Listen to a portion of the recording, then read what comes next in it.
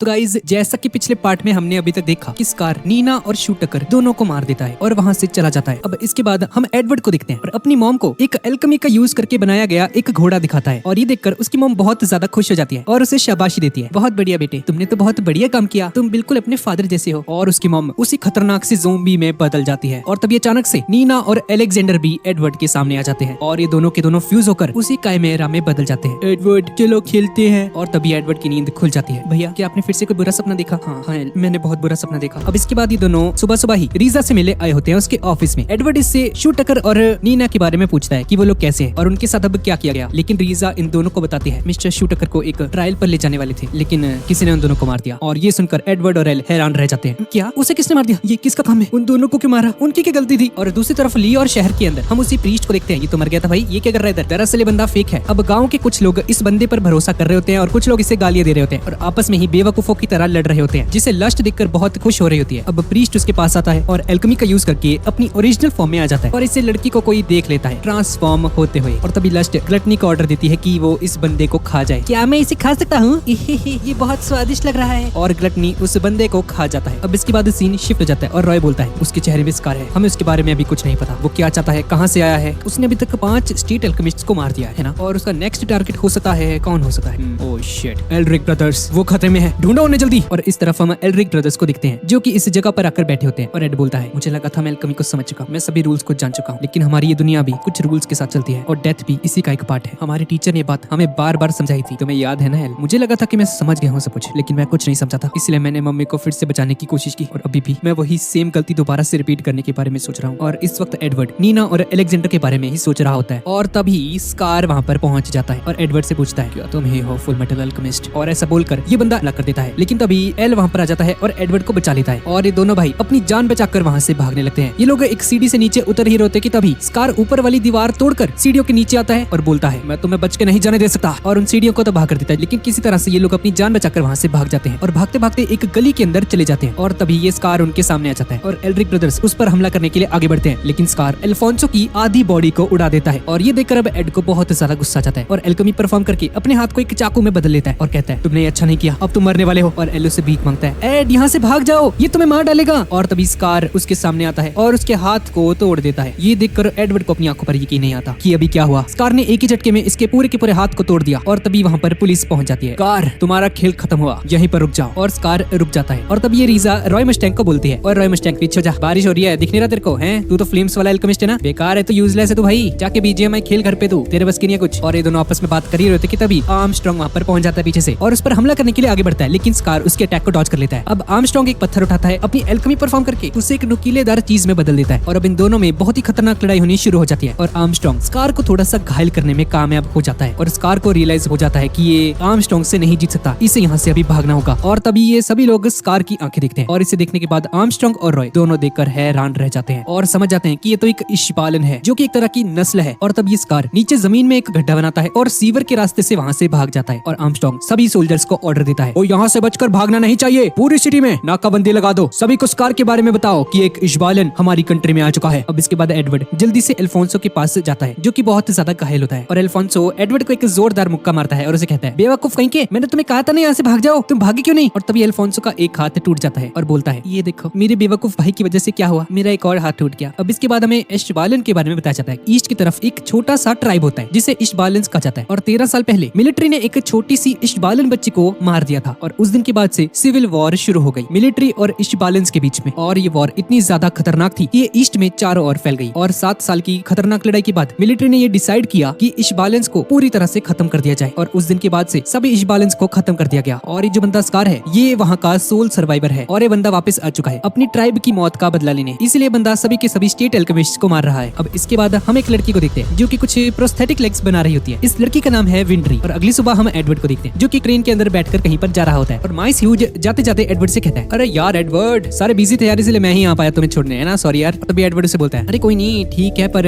ये आर्मस्ट्रांग क्या कर रहे हैं मेरे साथ, इसे क्यों बुलाया भाई? अरे अगर स्कार ने तुम पर हमला कर दिया तो तुम्हारी हालत अभी जैसी है वैसे लड़ पाओगे हैं, इसलिए मैंने आर्मस्ट्रांग को तुम्हारे साथ भेज दिया। ट्रेन चल पड़ती है और हमें अल्फोंसो को भी देखते हैं जो कि ट्रेन की बैक साइड में फंसा होता है कुछ बकरियों के बीच में। अभी लोग अपनी डेस्टिनेशन पर पहुंच जाते हैं। अब इसके बाद आर्मस्ट्रांग मार्को का एक स्केच बनवाता है और आसपास के लोगों से उसके बारे में पूछने लग जाता है कि ये कहाँ रहता है भाई बंदा। और इससे पता चलता है कि इसने अपना नाम बदल दिया लिया है और इस शहर में डॉक्टर मूरे मतलब कि इस डॉक्टर मार्को की बहुत ज्यादा रिस्पेक्ट होती है और सभी लोग इसे जानते होते हैं। अभी लोग इसका एड्रेस लेते हैं और डॉक्टर मार्को के घर पर जाते हैं और जैसे ही ये उसका दरवाजा खोलते हैं तो ये बंदा एडवर्ड पर गोली चला देता है और उससे पूछता है तुम्हें क्या चाहिए, यहाँ पर क्यों आए हो, मैं तुम्हारे साथ नहीं आ रहा। और आर्मस्ट्रांग उसे कहता है अरे भाई शांत हो जाओ, क्या हो गया तुम्हें, मुझे बस बात करनी है, मेरी बात तो सुनो। नहीं, मैं तुम्हारे झांसे में नहीं आने वाला, ये पक्का कोई ट्रिक है। और अब आर्मस्ट्रांग का दिमाग खराब हो जाता है और मार्को को एक जोरदार पंच मार देता है। मैंने कहा ना शांत हो जाओ। अब इसके बाद ये लोग इसके घर में जाते हैं और आराम से बैठकर कुछ बातें करते हैं। अपने पापों का प्रायश्चित करने यहाँ पर आया हूँ, यहाँ पर आकर मैं एक डॉक्टर बना, ने फिलोसोफर स्टोन के ऊपर रिसर्च की थी। और एडवर्ड ही सुनकर हैरान रह जाता है और डॉक्टर मार्को उसे फिलोसोफर स्टोन दिखाता है एक लिक्विड की फॉर्म में और इसे द फिफ्थ एलिमेंट भी कहा जाता है। और ऐसा जरूरी नहीं है कि ये सिर्फ एक स्टोन की फॉर्म में ही रहे। और अब एडवर्ड अपने मन में सोचता है कि अगर ये लोग इस फिलोसोफर स्टोन को यूज करें तो ये लोग अपनी बॉडी को वापस पा सकते हैं। और एडवर्ड डॉक्टर मार्को से कहता है आपने कैसे बनाया इसे, प्लीज मुझे जाना है। लेकिन मार्को उसे कुछ भी बताने से मना कर देता है। नहीं, मैं तुम्हें वो नहीं दे सकता, अगर तुम नर्क को देखना नहीं चाहते तो इससे दूर रहो, ये बहुत ही घिनौनी चीज है। लेकिन एडवर्ड उसे बोलता है सर मैं पहले ही नर्क देख चुका हूँ, प्लीज मुझे बता दीजिए कैसे करना है इसे। नहीं, मैं तुम्हें नहीं बता सकता, मुझे माफ कर देना, प्लीज आप लोग यहाँ से जाइए। और अब एडवर्ड निराश होकर वहाँ से चला जाता है और मार्को भी सोच रहा होता है अपने मन में, क्योंकि वो एडवर्ड का पेन फील कर रहे होते हैं, क्योंकि उन्हें पता होता है कि एडवर्ड ने फिलोसोफर स्टोन का यूज करके अपनी मॉम को वापस रिवाइव करने की कोशिश की थी। और डॉक्टर मार्को को इसके लिए थोड़ी थोड़ी हमदर्दी होनी शुरू हो जाती है और अब एडवर्ड और आर्मस्ट्रांग वहाँ से जाने लगते हैं। लेकिन तभी डॉक्टर मार्को वहाँ पर पहुंच जाता है उनके पास। ये रहा मेरा रिसर्च डेटा, यहाँ पर ये डेटा छुपा हुआ है, अगर तुम्हें सच्चाई जाननी है तो तुम्हें सच्चाई के आगे की सच्चाई पता चलेगी। अब इसके आगे जो भी होगा के जिम्मेदार तुम खुद होगे, इस जगह पर मेरी सारी की सारी रिसर्च अवेलेबल है। और एडवर्ड डॉक्टर मार्को का शुक्रिया अदा करता है और डॉक्टर मार्को वहाँ से चला जाता है। अब इसके बाद एडवर्ड देखता है कि उस कार्ड के अंदर लिखा होता है national centre library first branch. और डॉक्टर मार्को अपने घर चला जाता है और अब देखते हैं कि लस्ट वहाँ पर पहुंच चुकी है और लस्ट उससे कहती है तुम आ गए डॉक्टर मार्को, मैं तुम्हारा ही इंतजार कर रही थी। अब इसके बाद हम विंड्री का घर देखते हैं और ग्रैनी बोलती है विंड्री हमारे पुराने कस्टमर हमसे मिलने आए हैं। और हम देखते हैं कि एडवर्ड वहाँ पर पहुंच चुका है। यो ग्रैनी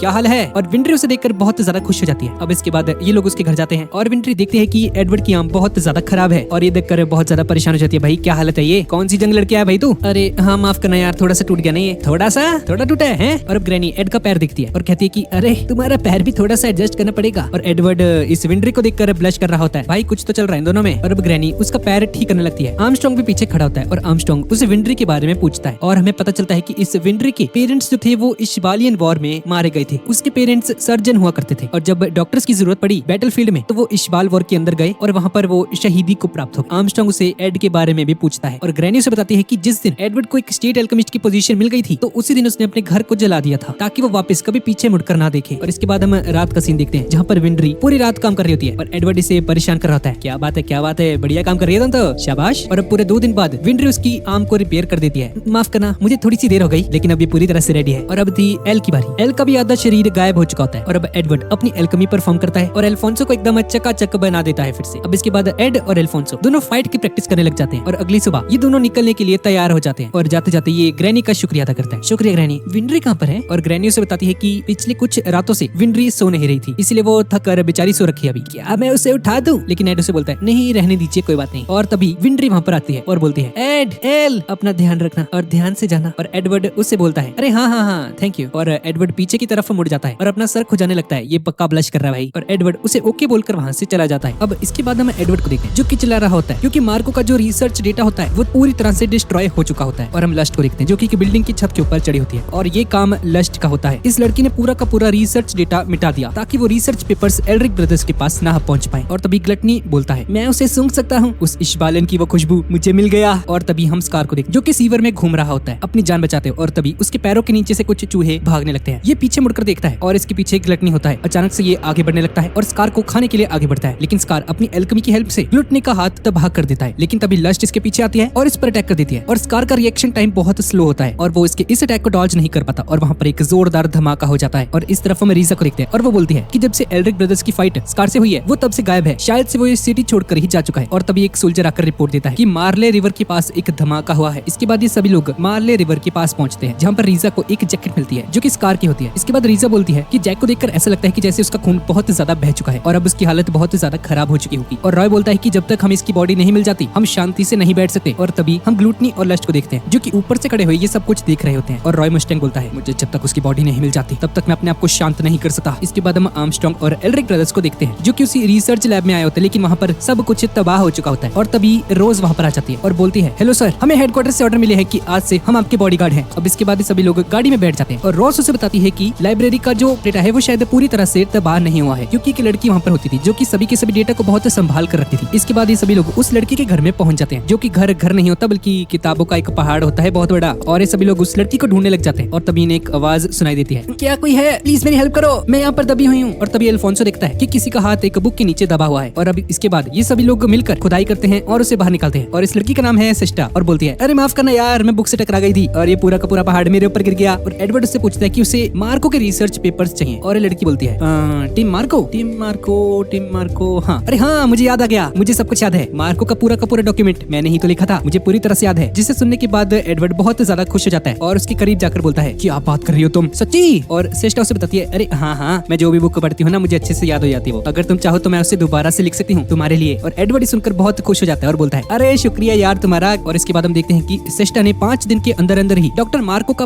पूरा रिसर्च डेटा डुप्लीकेट करके बना दिया था। और एडवर्ड उसे पढ़कर उससे पूछता है, ये डॉक्टर मार्को का रिसर्च है? और सिस्टा बोलती है, अरे हाँ, 1000 तरह के खाने रिटन बाय टीम मार्को। इस रिसर्च को देखने के बाद सभी के सभी लोग हैरान रह जाते हैं, भाई क्या हरकतें हैं, ये खाना बनाना सिखा रहा है बंदा में, और इसमें सच में लिखा होता है कि कैसे कैसे खाना बनाते हैं, 1000 तरह की डिशेस लिखी होती हैं। और एडवर्ड समझ जाता है कि एक सीक्रेट कोड है, इस बुक के अंदर फिलोसोफर्स स्टोन को बनाने की रेसिपी छुपी हुई है, और इन बुक्स को इस तरह से बनाया गया है कि किसी को भी शक ना हो। और एडवर्ड ये बात समझ जाता है और सिस्टर से कहता है, तुम्हारा बहुत बहुत शुक्रिया, चलो इसे वापस सेंट्रल सिटी लेकर जाते हैं और रिसर्च अपनी शुरू करते हैं क्यूएल। और इसके बाद ये सभी के सभी बुक्स को उठाकर आगे बढ़ने लगते हैं। इसके बाद रॉस बोलती है कि तुम्हें सच में लगता है जो रेसिपीज की बुक जो तुम लेकर आए हो वो एल्केमी के रिलेटेड है? इसके बाद एड बोलता है कि अगर ये बुक किसी के गलत हाथों में पड़ जाए तो ये बुक बहुत ज्यादा खतरनाक हो सकती है, इसलिए जो भी एल्केमिस्ट्स होते हैं वो उन रिसर्च पेपर्स को एनक्रिप्ट करके रखते हैं। एक नॉर्मल इंसान को ऐसा लगेगा कि जैसे कि कोई रेसिपी बुक होती है, लेकिन इसे सिर्फ वो ही पढ़ सकता है जिसने इसे लिखा है। और तभी जॉश बोलता है, तो भाई तुम कैसे पढ़ोगे इसे, तुम कैसे डिकोड करोगे इसे, तुमने थोड़ी बनाई है ये? और एड अल्फोंसो से कहता है, एल यहाँ पर ये ग्रीन लाइन लिखा हुआ है, इसका मतलब फिलोसोफर्स मून से है ना, ये पक्का ग्रीन एक्सपेरिमेंट है। और इसके बाद हम देखते हैं कि ये दोनों बहुत ज्यादा रिसर्च करते हैं पूरा दिन, और इनकी हालत बहुत ज्यादा खराब हो जाती है पढ़ के, बहुत दिन बीत जाते हैं, लेकिन इनसे ये चीज डिकोड नहीं हो पाती है। और तभी सिस्टर वहां पर आ जाती है और बोलती है, क्या तुमने कर दिया उसे डिकोड? और ये दोनों से बहुत अजीब तरह से देखने लग जाते हैं। इसके बाद माइस ह्यूट्स वहां पर आ जाता है और बोलता है कि लाइब्रेरी का फर्स्ट ब्रांच जल चुका है पूरी तरह से, इसकी वजह से हमारे जो रिकॉर्ड्स वगैरह थे वो सब भी जल चुके हैं, इसकी वजह से हमारे काम में बहुत ज्यादा दिक्कत आ रही है। इसके बाद एल्ड्रिक ब्रदर्स सिस्टर की तरफ देखने लगते हैं और सिस्टर हैरान रह जाती है, मैं? और तभी एड बोलता है, अरे यार इसे रख लो जॉब पे, इस लड़की को काम चाहिए, ह्यूट्स इसे रख लो भाई काम पे। और अब ये लड़की वो सारे के सारे क्रिमिनल रिकॉर्ड्स लिख देगी दोबारा से। और इसके बाद माइस इसे घसीटते हुए लेकर जाता है, चलो मेरे साथ, तुम्हें बहुत काम करना है। अब एल्ड्रिक ब्रदर्स दोबारा से डीप स्टडी करने लग जाते हैं और जॉश बोलता है, अरे यार क्या हो गया तुम्हें, अगर नहीं हो रहा तो छोड़ दो ना। और तभी एल बोलता है, हमने इसको सॉल्व कर दिया है, हमें इसके बारे में पता नहीं लगाना चाहिए था, हमने बहुत बड़ी गलती कर दी। फिलोसोफर स्टोन को बनाने के लिए जो मेन चीज चाहिए होती है वो है एक इंसान की जिंदगी, एक स्टोन बनाने के लिए 1000 लोगों की बलि लगती है। इसके बाद रॉस बोलता है कि भाई ऐसा थोड़ी हो सकता है, एड इसे भूल जाओ, इसके बारे में कभी किसी से जिक्र मत करना इसका। और तभी एड को कुछ क्लिक होता है और ये एक फ्लैशबैक में जाता है और एड से कहता है, एल तुम्हें डॉक्टर मार्को के शब्द याद है? उन्होंने कहा था कि शायद तुम सच्चाई के पीछे का सच भी जान पाओ। सच्चाई के पीछे का सच यानी कि ये जो एल्केमी की डॉक्यूमेंट है ये सच्चाई का सिर्फ एक छोटा सा हिस्सा है, यानी कि यहाँ पर कुछ बहुत ही बड़ा मिसिंग है यहाँ पर, जिसको हम छोड़ रहे हैं। इसके बाद आर्मस्ट्रांग एक मैप खोलता है और बताता है कि गवर्नमेंट के पास 4 रिसर्च लैबोरेटरीज हैं सेंट्रल सिटी के अंदर, जिसमें से तीसरी वाली में काम करा करता था ये डॉक्टर मार्को, और उसी के ऊपर सबसे ज्यादा शक भी है। इसके बाद एड बोलता है कि मैं हर एक रिसर्च लैबोरेटरी में जा चुका हूँ, लेकिन ये रिसर्च लैबोरेटरी 5 में कभी नहीं गया। और रॉस बताती है कि ये एक ऐसी लाइब्रेरी है जो अभी यूज में नहीं है और यहाँ पर किसी को भी जाना अलाउड नहीं है क्योंकि इसका टूटने का खतरा है। इसके बाद एड समझ जाता है कि यही वो जगह है। और जॉश बोलता है, तुम इतने श्योर कैसे हो? एड बोलता है कि इसके बगल में ही एक जेल है, सेंट्रल प्रिजन, और तुम्हें याद तो है ना कि फिलोसोफर स्टोन बनाने के लिए एक इंसान की जिंदगी चाहिए होती है। और उसे समझ आ जाता है कि जेल के अंदर कुछ ऐसे कैदी भी होंगे जिन्हें मौत की सजा सुनाई गई होगी और उन लोगों को ये लोग बलि चढ़ा देते होंगे फिलोसोफर स्टोन बनाने के लिए। और इसके बाद आर्मस्ट्रांग ने बोलता है, ये एक पॉलिटिकल मुद्दा हो सकता है, मैं इसके ऊपर नजर रखूंगा। रॉस और जॉश तुम दोनों के दोनों इसके बारे में किसी को नहीं बताओगे, समझ गए ना? तुम दोनों भी इसके बारे में कुछ नहीं करोगे। अगर तुम लोग वहाँ पर उस लाइब्रेरी में गए तो फिर देख लेना तुम्हारे साथ क्या होता है। और एड और एल उसे कहते हैं, अरे चिंता मत कीजिए, हम नहीं जाएंगे यार, हम नहीं जाएंगे, टेंशन मत लो आप। लेकिन जैसे ही रात हो जाती है तो वैसे ही ये दोनों निकल पड़ते हैं उस लाइब्रेटरी की तरफ। लाइब्रेटरी 5 के सामने एक बॉडीगार्ड होता है और अल्फोंसो बोलता है कि भाई अंदर कैसे जाएंगे हम? और अब अल्फोंसो एडवर्ड को अपने कंधे पर उठाकर दीवार के ऊपर फेंकता है और एडवर्ड उस प्रिजन के ऊपर वॉल होती है जो वहाँ पर जो तारे होती है उसको एक रस्सी की तरह यूज करता है और नीचे फेंक देता है अल्फोंसो की तरफ। और अल्फोंसो भी उस रस्सी को पकड़ते हुए ऊपर चला जाता है। अब ये दोनों देखते हैं वहाँ पर जाके कि वो लाइब्रेटरी पूरी तरह से बंद होती है और तभी इन्हें एक छोटा सा रास्ता दिखाई देता है और वो अंदर की तरफ ही जा रहा होता है। और एड एल से कहता है, एल तुम यहीं पे रुको, मैं अंदर जाता हूँ। और इसके बाद अल्फोंसो बोलता है, अब इसमें मेरी क्या गलती है, मेरी इतनी बड़ी बॉडी है। और तभी एक बंदा बोलता है उस लाइब्रेटरी के अंदर नंबर 66 और दूसरा बंदा बोलता है, हाँ नंबर 48, लगता है कुछ मेहमान हमसे मिलने आए हैं। और एड उस छोटी सी जगह के अंदर घुसता चला जा रहा होता है और बोलता है, अगर मैं नॉर्मल साइज का होता ना तो नहीं घुस पाता यहाँ पे, शुक्र है मैं छोटा हूँ। अब इसके बाद एल एक छोटे से रास्ते से बाहर निकलता है और वो देखता है कि चारों तरफ लाइटें ऑन होती है। क्या बोला था उन लोगों ने, ये जगह यूज नहीं हो रही, कितना झूठ बोलते हैं भाई ये लोग। और तभी हम एक मॉन्स्टर को देखते हैं जो कि प्रिजन वॉल के ऊपर बैठा होता है और इसके हाथ में एक बड़ा सा चाकू भी होता है और अल्फोंसो भी इसे नोटिस कर लेता है। अल्फोंसो के ऊपर अटैक हो चुका है लेकिन ये इसके अटैक को डॉज कर लेता है। इस पर फिर से हमला करता है लेकिन फिर से अल्फोंसो एक जंप लगाकर पीछे की तरफ जाकर खड़ा हो जाता है और अल्फोंसो से पूछता है तुम कौन हो? और ये बंदा बताता है कि इसका नाम है नंबर 66 और ये यहाँ पर इसे खत्म करने के लिए आया है। और एलो से बोलता है ठीक है तो फिर इंतजार किस चीज का कर रहे हो, आओ मेरी तरफ, मैं तुम्हें बताता हूँ। इसके बाद हम उसी लाइब्रेरी के अंदर दिखते हैं जहाँ पर बहुत सारे ट्रांसमुटेशन सर्कल बना रखा होता है किसी ने और बहुत सारा खून भी पड़ा होता है। और इसे देखने के बाद एड बोलता है ये तो एक ट्रांसमुटेशन सर्कल है, पक्का यहाँ पे फिलोसोफर स्टोन बनाया जा रहा होगा। और तभी कोई पीछे से बोलता है बिल्कुल सही, पता नहीं तुम कौन हो और कैसे यहाँ पर आ गए, लेकिन मैं हैरान हूँ, तुमने सिर्फ इसे देखकर ही बता दिया तुम कौन हो। तब ये बंदा बोलता है चलो मैं तुम्हें मेरी इंट्रोडक्शन देता हूँ, मैं यहाँ का रखवाला हूँ और मुझे ऑर्डर दिया गया है कि जो भी यहाँ पर आएगा मैं उसे खत्म करता हूँ। इसके बाद एड बोलता है तुम भी बुरा मत मानना जब तुम्हें एक छोटा सा बच्चा हरा देगा और अपने हाथों को एल्केमी की हेल्प से एक चाकू में बदल लेता है। वैसे और कोई अटैक नहीं आता और एड उस पर हमला करता है और एक लात मारता है इसके पेट के ऊपर और तभी एक टन करके आवाज आती है और एड बोलता है ओहो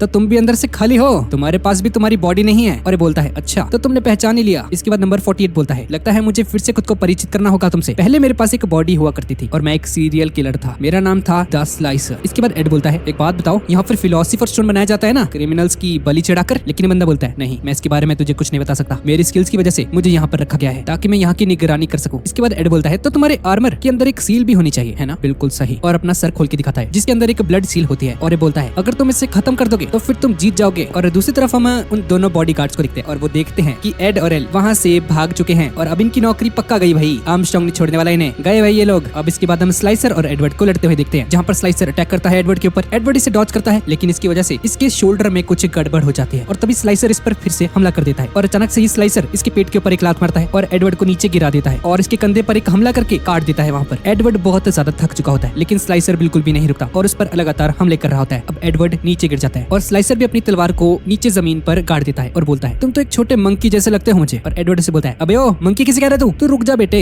मेरा साथी आने वाला है अभी थोड़ी देर में, उसने तेरे साथी को तो अभी तक खत्म कर दिया होगा, बाहर लड़ रहा है वो। और इसके बाद हम अल्फोंसो को देखते हैं जो कि एक जोरदार पंच मारता है उस बंदे के ऊपर नंबर 66 के ऊपर और वो उड़ता उड़ता दूर जाकर गिरता है और हमें पता चलता है कि एक्चुअल में ये भी अल्फोंसो की तरह ही होता है, इसके पास भी कोई बॉडी नहीं होती है। और ये बंदा बोलता है चलो मैं तुम्हें एक कहानी सुनाता हूँ। सेंट्रल सिटी के अंदर एक मांस काटने वाला बुचर रहता था जिसका नाम था बैरी और इसे मांस काटने में बहुत मजा आता था, लेकिन ये एनिमल्स को काट काट कर थक चुका था, इसीलिए अब इसने इंसानों को काटना शुरू कर दिया। वो लगातार इंसानों को काटता रहता, जैसे ही रात होती ये सिटी के अंदर जाता और इंसानों को काटना शुरू कर देता। लेकिन बैरी पकड़ा गया, लेकिन तब तक वो 23 लोगों को मार चुका था। बैरी को फांसी दे दी गई और सभी को लगता है कि बैरी मर चुका है, लेकिन बैरी मरा नहीं है, वो एक जगह पर है और एक जगह की रखवाली कर रहा है बिना अपने शरीर के, और वो तुम्हारे सामने खड़ा है। मैं हूँ बैरी द बुचर। और अब अल्फोंसो भी उसे अपना सर खोल के दिखाता है और बुचर से बोलता है तो क्या तुम्हें भी हमारी तरह फांसी की सजा दी गई थी? और अल्फोंसो बोलता है अबे ओ मैं तेरी तरह कोई क्रिमिनल नहीं हूँ, ठीक है ना, कुछ हो गया था, इसकी वजह से मेरी बॉडी लॉस हो गई थी और मेरे भाई ने मेरी सोल को इस आर्मर के अंदर कैद कर दिया। और ये बंदा इसे भड़काने की कोशिश करता है, क्या तुम्हारे भाई ने तुम्हारी सोल को इस आर्मर के अंदर कैद किया? हो सकता है कि तुम इंसान ही ना हो, तुम्हारी जो मेमोरीज है हो सकता है वो तुम्हारे भाई ने आर्टिफिशियली क्रिएट की हो, क्योंकि तुम्हारी सोल तो जा चुकी है ना, तुम बस एक टीन के डिब्बे हो और कुछ नहीं। और ये सुनकर अल्फोंसो को गुस्सा आ जाता है और बोलता है चुप करो तुम, मेरा नाम अल्फोंसो एल्रिक है और मैं एक इंसान हूँ, मैं कोई टीन का डिब्बा नहीं हूँ, समझे तुम इतने श्योर कैसे हो सकते हो? और अल्फोंसो से कहता है मेरे पास मेमोरीज है मेरी, मुझे अपने बचपन की सभी बातें याद है। और बैरी से बोलता है हो सकता है कि तुम्हारे भाई ने ये सब क्रिएट किया हो, तुम कभी एग्जिस्ट ही नहीं करे थे, तुम बस एक टीन के डिब्बे हो जो यहाँ पर आ चुका है अचानक से। और हो सकता है कि वो एडवर्ड तुम्हारा भाई वो तुम्हारा भाई हो ही ना। और ये बंदा बुरी तरह से मैनिपुलेट करने लग जाता है एल को, और अब एल भी इसकी बातों में आने लगता है धीरे धीरे। अब इसके बाद हम एक सोल्जर को देखते हैं जो कि धीरे धीरे आगे बढ़ रहा होता है। ये बैरी को देखकर अपना गन आगे करता है और बोलता है हिलना मत, मैंने तुम्हें पकड़ लिया है, अगर तुम यहाँ से हिले तो मैं। और तभी बैरी उसके मुंह पर एक चाकू मार देता है और उसे खत्म कर देता है और बोलता है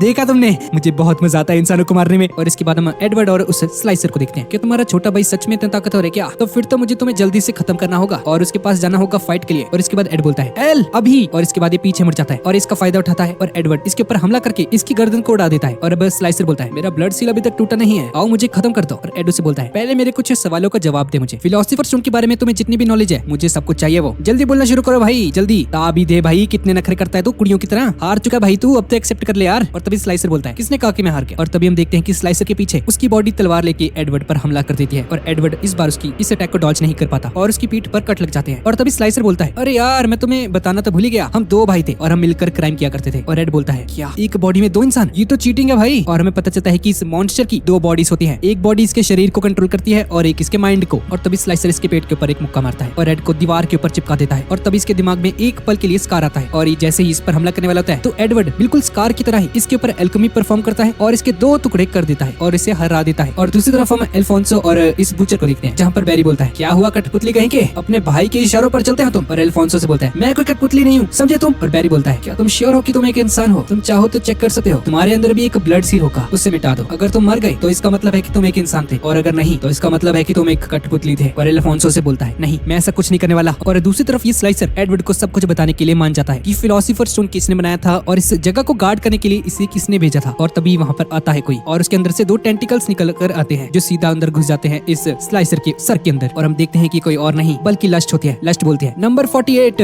तुम इस तरह की बातें नहीं कर सकते, पता है ना तुम्हें। इसके बाद लस्ट स्लाइसर के टुकड़े कर देती है और लस्ट स्लाइसर का सर काट देती है और उसकी सील को तोड़ देती है। और तब इसकी दूसरी बॉडी हमला करने के लिए आगे बढ़ती है लस्ट के ऊपर, लेकिन तभी जो इसकी दूसरी साथी होती है ये इसकी सील पर तलवार रख देती है। और एडवर्ड गुस्से में बोलता है, कौन हो तुम और क्या प्लान है तुम्हारा। और अब एडवर्ड अपने दोनों हाथों को जोड़कर एल्केमी परफॉर्म करने वाला होता है, लेकिन तभी इसका हाथ लुढ़क जाता है। और दूसरी तरफ हम अल्फोंसो को देखते हैं, जिसे याद आता है कि एड ने उसे कहा था एक बार कि वो उसे कुछ इंपॉर्टेंट कहना चाहता है, लेकिन डर की वजह से वो उससे कभी नहीं कह पाया। और इसके दिमाग में ये सारी की सारी बातें अब घूमने लग जाती हैं। और अब बैरी उसे ओवर पावर कर देता है और अपने चाकू से उस पर हमला करने वाला होता है कि तभी कोई बैरी के हाथों में गोली मार देता है, जिसकी वजह से इसका चाकू नीचे गिर जाता है। और रॉस और जॉश वहाँ पर पहुंच चुके हैं और तभी वहाँ पर वो पूरी की पूरी जगह टूटने लग जाती है। और बैरी इसका फायदा उठाकर वहाँ से भाग जाता है और रॉस एल को अंदर जाने से रोकती है। चारों तरफ बस धुआं ही धुआं हो जाता है और उस धुएं के बीच में से एनवी निकल कर आती है। इस बंदे का नाम एनवी है और उसने एडवर्ड को अपने कंधे पर उठाया हुआ होता है। ये एडवर्ड को नीचे रखती है और बोलती है, तुम्हारे लिए एक पार्सल है, ये खतरे से बाहर है लेकिन इसका खून बहुत बह चुका है, तुम इसे एक अस्पताल में लेकर क्यों नहीं जाते। और एनवी और लस्ट वहाँ से चले जाते हैं और ये लोग एडवर्ड को लेकर भी वहाँ से भाग जाते हैं। और इनके जाने के बाद ये जगह पूरी तरह से डिस्ट्रॉय हो जाती है और अब एडवर्ड को हॉस्पिटल में लेकर जाया जाता है। और थोड़े दिन बाद एडवर्ड को होश आता है और रॉस बोलती है, अरे तुम ठीक हो गए, शाबाश। और एडवर्ड उससे पूछता है, हाँ भी क्या हुआ उससे लेबोरेटरी का। और ये दोनों से बताते हैं कि किसी ने उसे पूरी तरह से डिस्ट्रॉय कर दिया। और एड बोलता है, शिट यार सब कुछ गया फिर से गया यार,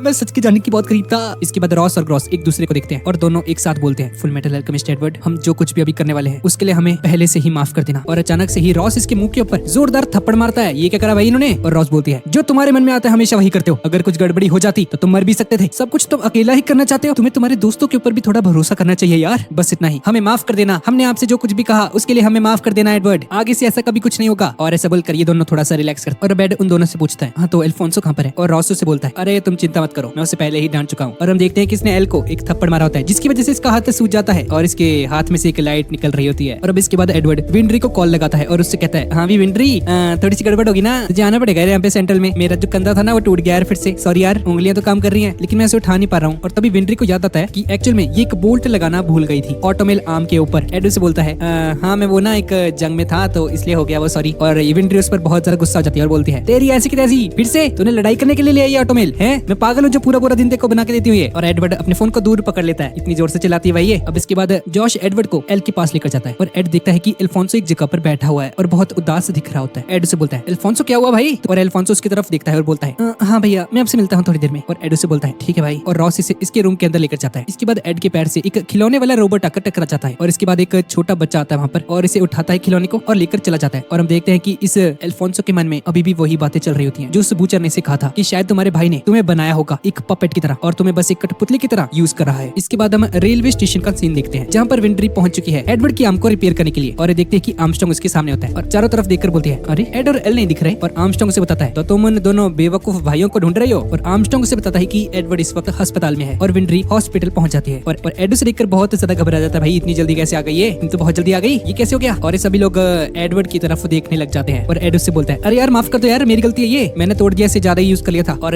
विंड्री मन में सोच रही होती है, भाई बच गई मैं आज तो, इसे तो पता ही नहीं है कि इसका एक स्क्रू गायब था ऑटोबिल का, शिट। और तभी ये लोग एडवर्ड को जबरदस्ती दूध पिलाने लगते हैं और एल भी ये सब कुछ देख रहा होता है दरवाजे के बाहर खड़ा हुआ और अल्फोंसो से देखकर आगे बढ़ने लगता है। और आगे हम देखते हैं कि एडवर्ड का जो हाथ होता है उसे विंड्री ठीक कर रही होती है। इसके बाद एड बोलता है, यार अल्फोंसो ने बहुत अजीब सा बिहेव कर रहा है। इसके बाद हम अल्फोंसो को देखते हैं जो कि शीशे के अंदर अपने चेहरे को देख रहा होता है और तभी से शीशे के अंदर बैरी दिखता है और अल्फोंसो अपना हाथ शीशे के ऊपर रखता है और शीशे को तोड़ देता है। इसके बाद हम एड को देखते हैं जिसका हाथ पूरी तरह से ठीक हो चुका है और थोड़ी सी स्ट्रेचिंग कर रहा होता है। और तभी यहाँ पर माइस ह्यूज पहुंच जाता है और बोलता है, अरे क्या हाल है भाई, मैंने सुना है कि तुम अपने रूम में किसी लड़की को लेकर आए हो एड। और एड ये सुनकर बेड से नीचे गिर जाता है और बोलता है, अबे ओ ये मेरी बचपन की दोस्त है, मारना खाली तो मेरे से। और ये बंदा एड से कहता है, अरे तुम चिंता मत करो एड, मैंने सिस्टर को काम पर लगा दिया है। और इस तरफ हम देखते हैं कि इस सिस्टर की बत्ती गुल हो रखी होती है काम कर करके, ये इसे एक कॉर्पोरेट एम्प्लॉय की तरह ट्रीट करता है और इससे पूरा दिन काम कराता है 9,000 की सैलरी पर। और अब विंड्री को ये देखकर गुस्सा आ जाता है और बोलती है, चलो भाई एड मैं जाती हूँ, मुझे रहने के लिए कोई जगह ढूंढनी होगी। इसके बाद माइस उसे बोलता है, अरे बगल में छोरा शहर में डिंडोरा, तुम मेरे साथ रह लो, तुम मेरे साथ रह सकती हो सुंदरी। भाई कितना बड़ा ठरकी है यार। और ये माइस बिल्कुल सिस्टर की तरह विंड्री को भी किडनैप कर ले जाता है अपने साथ। इसके बाद माइस के घर में देखते हैं जहाँ पर एक बर्थडे पार्टी चल रही होती है और आज इलिसिया का बर्थडे है, हैप्पी बर्थडे भाई इलिसिया। इसके बाद विंड्री इलिसिया से पूछती है कितने साल की हो गई तुम, और ये बताती है 2 नहीं 3। और अब इस क्यूटनेस को देखकर विंड्री भी उसकी दीवानी हो जाती है। और इसके बाद एड, एल और विंड्री हॉस्पिटल की एक रूम में होते हैं और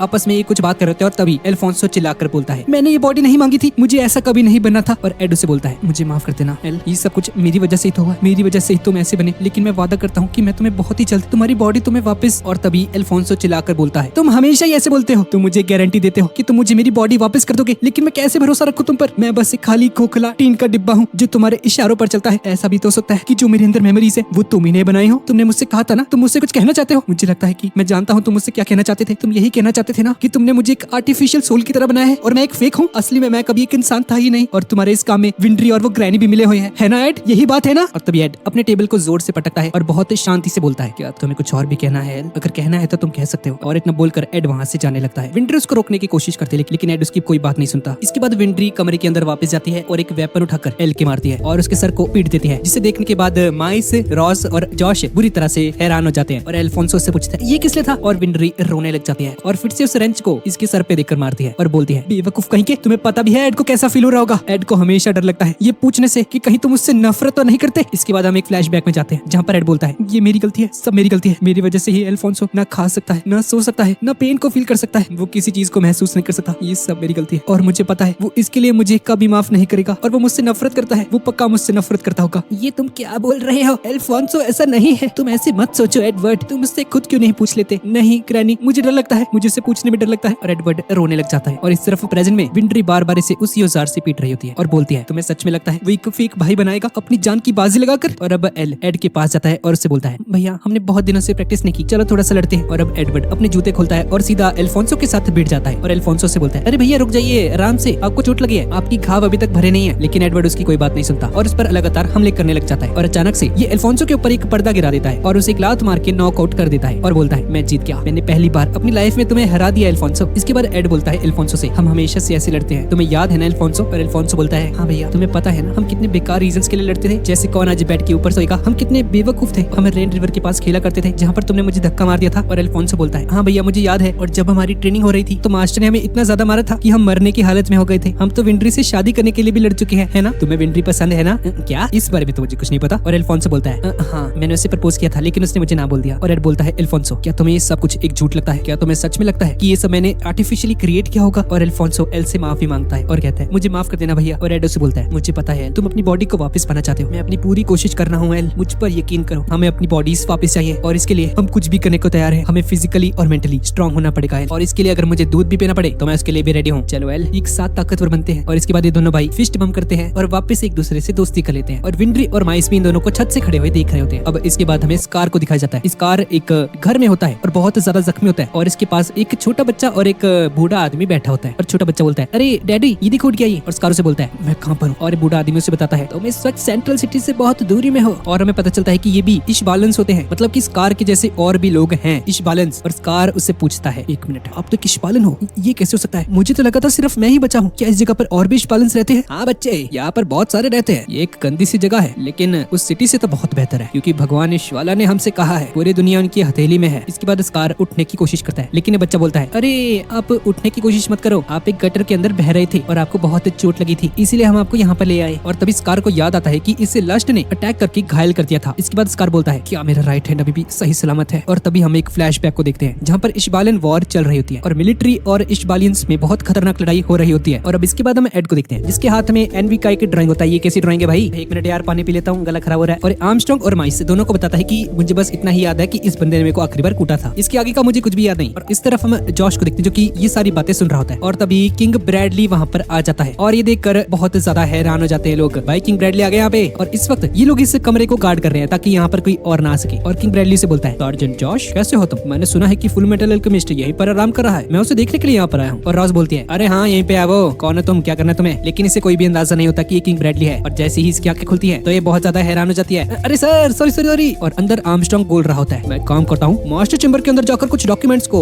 रिसर्च करता हूँ। और माइस ह्यूज बोलता है ठीक है, और मैं डॉक्टर मार्को का रिसर्च फिर से पढ़ता हूँ, शायद मुझे कुछ क्लू मिले। और तभी यहाँ पर किंग ब्रैडली पहुंच जाता है और बोलता है माफ करना मैं बीच में दखल अंदाजी करने आ गया। और ब्रैडली को देखने के बाद सभी के सभी लोग हैरान रह जाते हैं और फटाफट से ये लोग सैल्यूट मारते हैं इनको। और किंग ब्रैडली बोलता है दरअसल मैं यहाँ पर फुल मेटल अल्केमिस्ट से मिलने के लिए आया था और मेजर आर्मस्ट्रांग तुम कुछ इन्वेस्टिगेशन कर रहे थे ना मिलिट्री के बारे में। और आर्मस्ट्रांग ये सुनकर किंग ब्रैडली से कहता है और सर जी आपको कैसे पता चला? और किम ब्रैडली से कहता है मेरी नजरों से कुछ नहीं छिपता एडवर्ड एल रे। तुम्हें फिलोसोफर स्टोन के बारे में क्या पता चला? तुमने अभी तक उसके बारे में कितना पता लगा लिया है? ब्रैडली से बोलता है तुम्हें घबराने की जरूरत नहीं है बच्चे, मुझे पता है कि मिलिट्री के अंदर कुछ न कुछ गड़बड़ तो चल रही है और मैं उसे सुधारना चाहता हूँ। इसके बाद ये जो रिसर्च पेपर इन्होंने बनाया होता है उसे देखने लगता है और बोलता है अच्छा तो उसके अंदर उन सभी लोगों का नाम है जो कि फिलोसोफर स्टोन के बारे में रिसर्च कर रहे हैं। तुम सबके ऊपर मैं बहुत भरोसा करता हूँ, लेकिन अब तुम्हें इस इन्वेस्टिगेशन को यहीं पर रोकना होगा। और ये बंदा इन सभी को फेयरवेल कहकर वहाँ से चला जाता है खिड़की से कूद कर। ये कैसे तरीका है भाई? इसके बाद विंट्री रूम के अंदर आती है और एड से पूछती है एड क्या चल रहा है यहाँ पर? ये डबलिथ नाम की एक जगह पर जा रहे हैं और एड मुझसे बोलता है कि ये लोग अपने टीचर से मिलने जा रहे हैं, जिसे सुनकर एल्फोंसो कांपने लग जाता है क्योंकि इसे अपने टीचर से बहुत डर लगता है। और ये लोग मैप खोलकर देखते हैं और इन्हें पता चलता है कि ये डबलिथ तो बहुत दूरी पर है भाई, लेकिन डबलिथ से पहले एक और स्टेशन आता है जिसका नाम है रश वैली। और रश वैली का नाम सुनकर ये विंट्री पगला जाती है और बोलती है रश वैली के अंदर सबसे अच्छे ऑटोमोबाइल्स मिलते हैं, ये बहुत ही अच्छी जगह है, चलो एड चलते हैं जल्दी से, मुझे ले चलो ना प्लीज, मुझे भी ले चलो। और एड को इसकी हरकतें देखकर बहुत ज्यादा गुस्सा आ रहा होता है इस पर। और इसके बाद ये सभी लोग ट्रेन में बैठकर चले जाते हैं डबलिथ शहर की तरफ और इस सीरीज का दूसरा पार्ट यहीं पे खत्म हो जाता है। तो गाइज यही थी आज की वीडियो और आपको ये वीडियो कैसी लगी प्लीज नीचे कमेंट में मुझे जरूर बताना और इसका अगला पार्ट 1-2 दिन में आ जाएगा। और गाइज वीडियो को प्लीज लाइक कर देना और कमेंट भी जरूर कर देना और फेस रिवील के लिए इंस्टाग्राम पर जरूर फॉलो कर देना। मेरे इंस्टाग्राम का लिंक आपको नीचे डिस्क्रिप्शन में मिल जाएगा। तो ठीक है गाइज, जरा मिलते हैं अगली वीडियो में।